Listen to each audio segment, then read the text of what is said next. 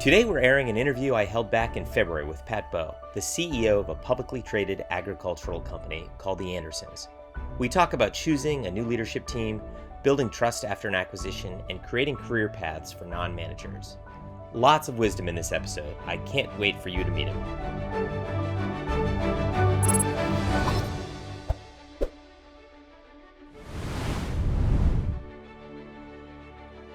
Well, I'm lucky to be here with Patrick Bowe, the CEO of the Andersons, which is a public company, Fortune 500 company, and you have the great fortune of having 100% CEO approval rating on Glassdoor. Oh, wow.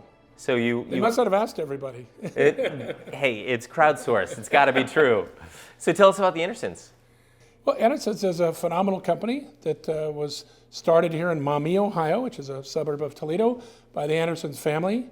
And 70 plus years later, we're still here going strong. We're a North American ag supply chain, we like to refer to. So we're in the ag business in 4 distinct businesses. And that's agriculture. Agriculture for those non-ag people, yeah.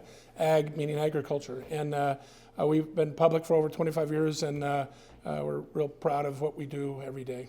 Now, I understand you were the first non-family member CEO. Tell us about what it was like coming in as a professional manager into what felt like a family-run business. Yeah, it's interesting because my father was in the ag business that ran a company very similar to Anderson's, but a teeny little company with maybe 10 employees. And so I kind of grew up around a family ag grain trading company, and the Andersons were much bigger, but I worked for a much, much bigger ag company in Cargill for 30 years.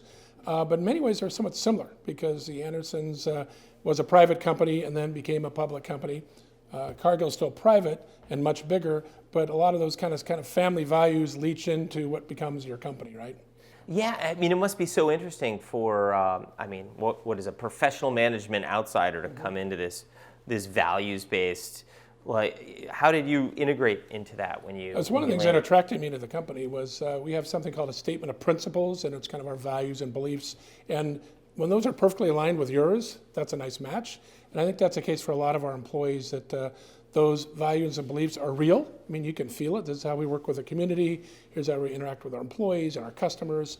And that kind of vision and values that go way back to the founders and my predecessors, we haven't changed that part of the company. That's something that we need to cherish. Right. So now I understand you have an entirely new senior team, and you got very involved with this. Mm-hmm. You handpicked them all. Of course. So what criteria are you using to pick, Yeah, we had an interesting transition where the senior leadership team of the company and my predecessor were all in their 60s. So it was sort of a natural retirement thing that was going to be happening anyways. So we looked at, we'd like to have internal people promoted. We had some gaps, and so we brought some people from the outside, and all were in the industries and that came to the company and moved here to Toledo. We just, in fact, a brand new general counsel is coming to our firm here this month from Chicago, and she's going to be fantastic. So it's nice to bring some new blood to the organization sometimes. Now, when you get involved, you're interviewing each of these people. What are you looking for?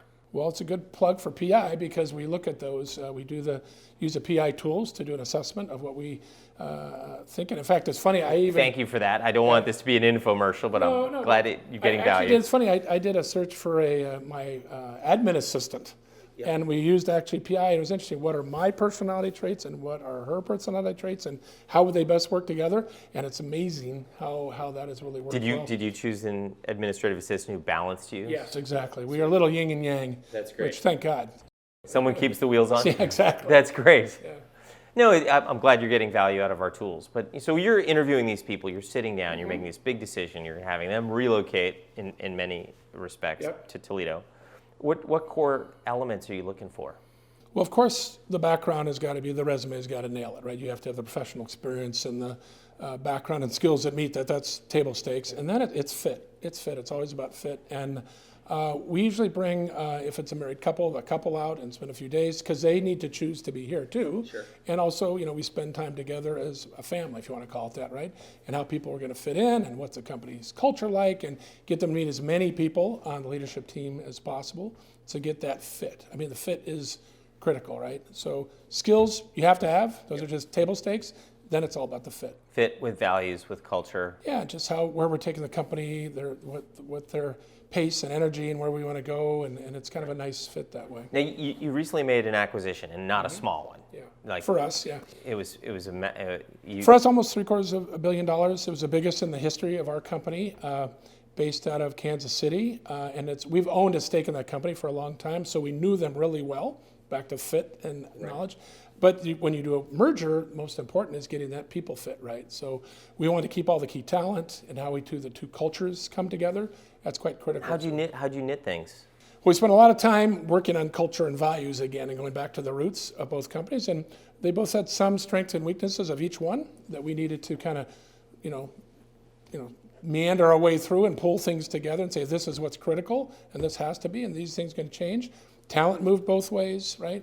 So it's really how you kind of mesh the two is pretty critical. So far, so good. It's going really well, and we're really pleased with what's happened. We're hitting all our targets. And when did this go down? This year. This is year one. We just finished. Year one. And there's always synergies. Unfortunately, when you buy a company, you can't go 2 by 2 on the arc, as I like to say. So sometimes there's someone from our company that didn't stay. It was actually someone from the new company that got the role, because you have to go with the best talent. And are you trying to find places for these people within the organization? Of course, yeah, but sometimes that doesn't work, right? So sure. You can't have 2 CEOs, 2 CFOs, 2 controllers. I mean, it doesn't. Like I said, it's not Noah's Ark. Two CEOs would be weird. Yeah, that's weird. And we actually started out with co-presidents because our president and their president came together, put the deal together. We started out that way, but I don't believe in the 2-man in the box. But just Corey worked for us as underneath Bill as a vice president. It's working fantastic. I mean, we're 3 times bigger, right? So there's plenty for everybody to do. That is fantastic. That is fantastic. So you mentioned that you didn't find it hard to recruit in Toledo. We have a global audience. A lot of people might say, I find that surprising. Yeah. So why is that? We talk to other business leaders here in Toledo. I think with kids that are coming right out of school, they're from this area, like I said, they want to go to Chicago or New York or cool towns, whatever. We're trying to make our town cooler, and I think you've talked to some others here about our parks. And Toledo's cool. We have a great, I'm on the symphony board, I'm on the art museum board. We have great things like that. We have this ballpark right here. So there's a lot of energy in the town.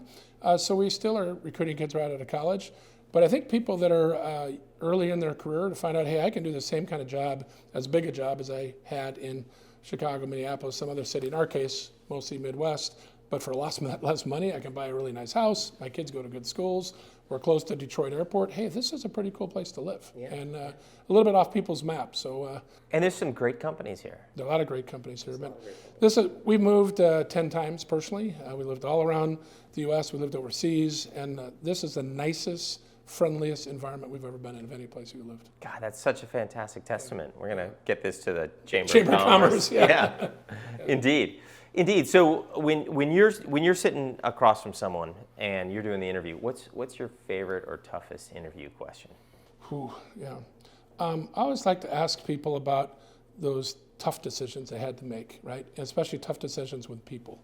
Where's the time when you had someone you really worked closely with and then it wasn't working out? And then how did you make that work? When's the time you turned the person around that wasn't working out and then got them to be a peak performer? So kind of those people questions, more importantly than, the math accounting questions, right? Yeah, what happens if someone gives you a softie? Then you probe more. You probe more, and if they keep doing it, they don't get the job? Maybe, I don't know. But it's asking, you've always got that questions. People are ready for what's your biggest weakness, and then you say something to the strength. Sure. Hate that question. It's like really when you're in a tough business decision, how did you handle it? What did you learn from it? Then what did you do the next time? Because I got a business closet full of mistakes in my career, so you make mistakes all the time. Then how do you rebound, and what do you learn from it, and what do you do the next time? I got extra storage for mine. Yeah, mine's really big. I got you store it space. Yeah. So I wanted to ask a question. In ag, you probably have a lot of technical positions. Yeah, surprisingly so, yeah. How do you manage the individual contributor technical path with the manager path and making sure that the rewards and recognitions are fair? Sure. It's interesting. In our business, there's we call a trading path, which is commodity trading, which is very fast-paced and has a certain set of skills. It must be like, what you'd see in New York. Yeah, or like Chicago Board of Trade, commodity trading and ag. And those are fast-paced jobs. They can have high remuneration and bonus pay because, what you eat, you kill kind of stuff. So Or is it the other way around? What you kill, you eat, I think. That's it. Whatever, I got it backwards. And then we have technical people that run our plants, and we have big ethanol plants, we have production jobs. I mean, all jobs are important, and all of them have value, but they're all in different marketplaces sometimes, right? Yeah. You need to get that compensation structure right for those roles. So some are more in a direct drive incentive, or we'll have a sales incentive for salespeople, which might be different than an administrative role in IT or accounting, for example. Right, but then people don't feel compelled that they have to go into management. No, you have to choose what, I would say we have some people said, do you want to go to plant management? Do you want to be out selling and be with people? Do you want to be a finance person and work in the back office in accounting, or you want to be out in front office? So at some point you got to choose in your career how you want to navigate it, right? Sure. And some people say, I really want to do this, but they really don't have the strengths, right? So I'm a very quiet, shy accountant, but I want to be in sales. Well, sometimes you have to make a transformation to make that happen, and maybe it's not the best fit.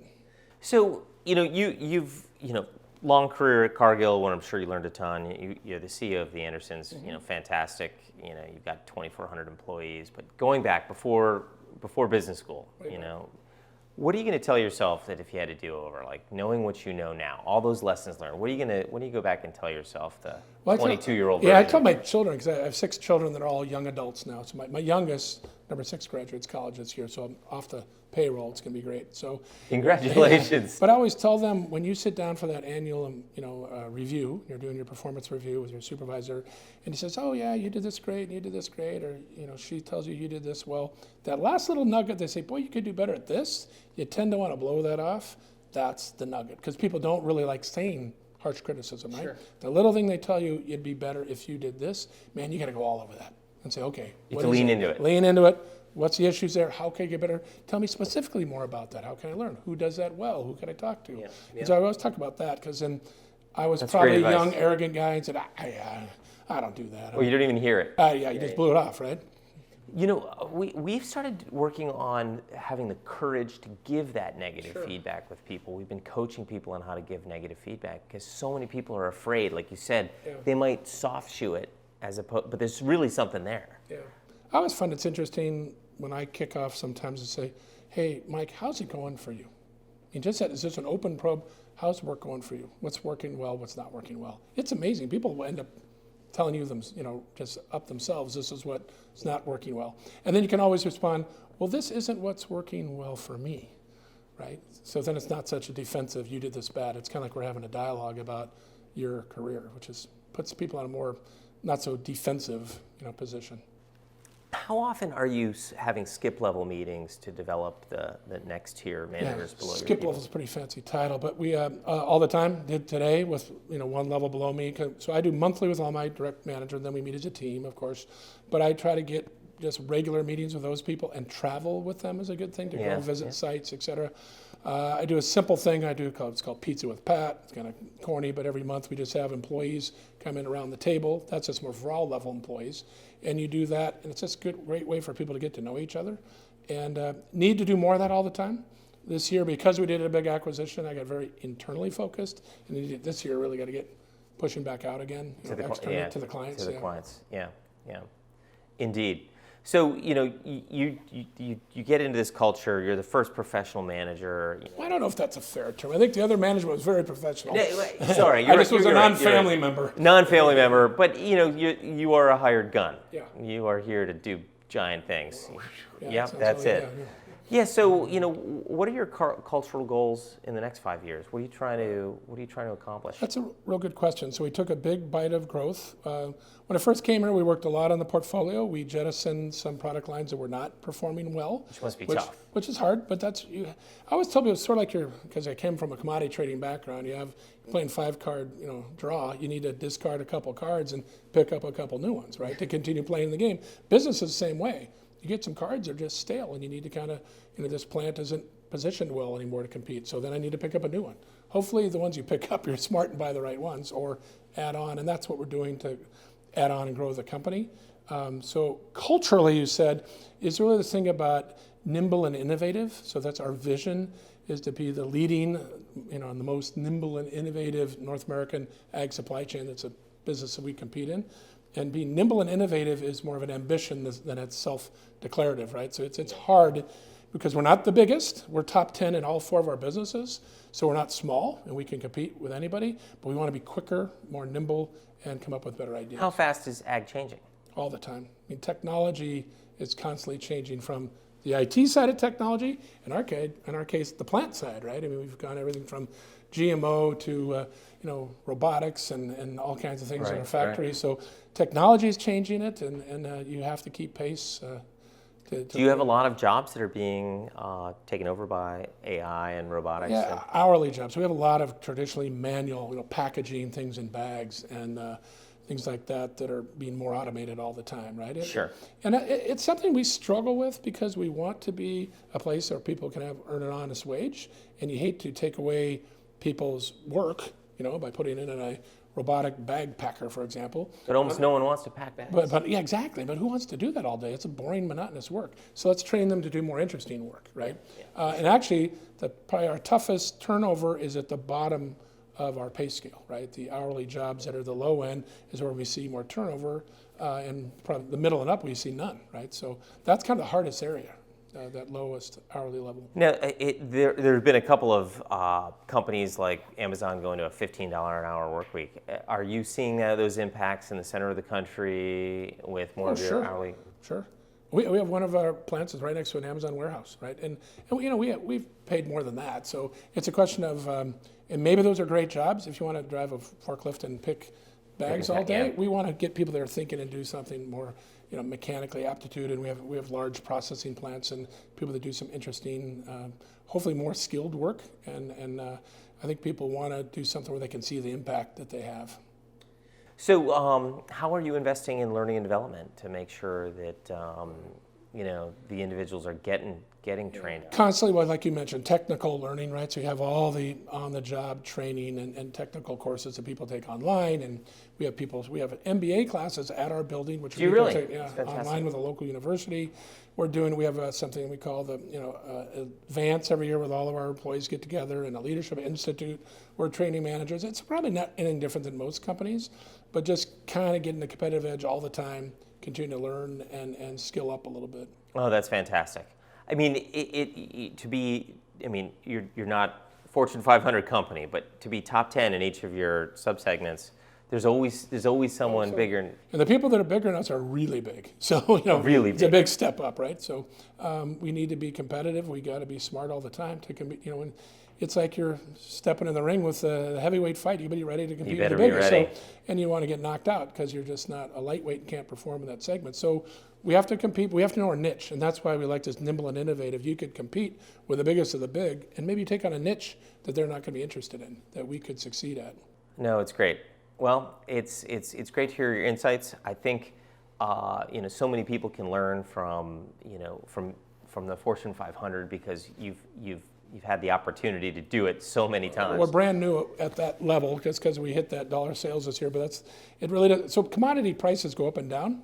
So we don't pay a lot of attention to sales. We really pay a lot of attention to our customers, customer growth, and our margin growth with customers. So what has the the trade wars that we're in had to do on your culture? Did it have an impact? It's been terrible.